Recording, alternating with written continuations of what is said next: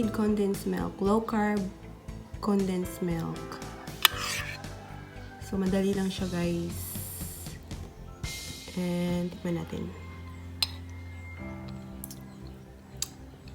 Parang condensed milk din siya na cream. Parang condensed milk na creamy. Ganon.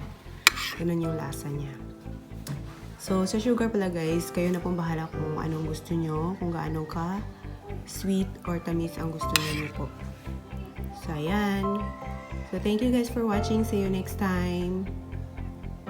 Please don't forget to subscribe. Thank you po. God bless.